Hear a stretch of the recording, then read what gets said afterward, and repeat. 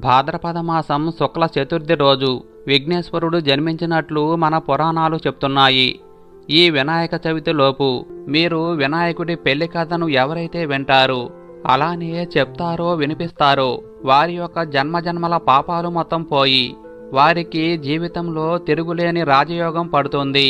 మీరు కోరింది మీ కాళ్ళ దగ్గరకు వస్తుంది. పట్టిందల్లా బంగారమే అవుతుంది. వినాయకుడికి పెళ్లి అయిందని చాలామందికి తెలియదు. ఆయన బ్రహ్మచారిగానే ఎక్కువ మందికి తెలుసు.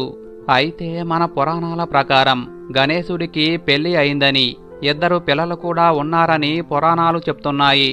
మరి వినాయకుడి పెళ్లి గురించి ఎక్కువ మందికి తెలియని ఆ పురాణ కథను తెలుసుకుందాం. ఓసారి వినాయకుడు ఒక ప్రశాంతమైన ప్రాంతంలో తపస్సు చేస్తూ ఉంటాడు. ఆ సమయంలో అటుగా వెళ్తున్న తులసి గణేశుణ్ణి చూసి ఆకర్షితురాలవుతుంది. అంతేకాదు, వినాయకుణ్ణి వివాహం చేసుకోవాలని కోరుతుంది. దానికి విఘ్నేశ్వరుడు ఇలా చెప్తాడు, చూడు తులసి, నేను బ్రహ్మచారిని, నిన్ను వివాహం చేసుకోవటం కుదరదు అని చెప్పి ఆమె ప్రతిపాదనను తిరస్కరిస్తాడు. దానికి తులసి ఇలా అంటుంది, చూడు విఘ్నేశ్వర, ఆడదానినై ఉండి మనసులో కోరిక చెప్పి నీ ముందు పెట్టినా కూడా నీవు నన్ను తిరస్కరించావు. కాబట్టి నీకు ఇదే నా శాపం.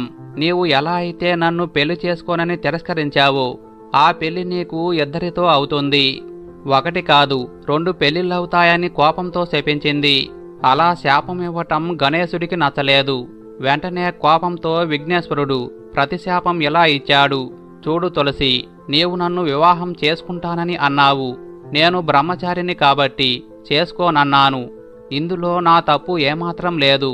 ఇది తెలుసుకోక నీవు అహంకారంతో నన్ను శపించావు. అందుకు ప్రతిశాపంగా నీవు ఒక రాక్షసుని వివాహం చేసుకుంటావని శపించాడు.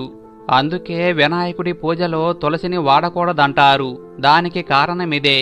ఇక శాపాలు ఇచ్చాక అవి తప్పక జరిగి తీరతాయి.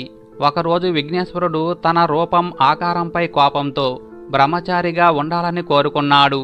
ఎందుకంటే తన పొట్ట ముందుకు చొచ్చుకొని వచ్చింది. తన ముఖం కూడా ఏనుగు రూపంలో ఉంటుంది.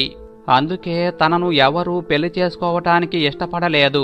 దీంతో మనస్సులో విఘ్నేశ్వరుడు ఎంతో బాధపడ్డాడు.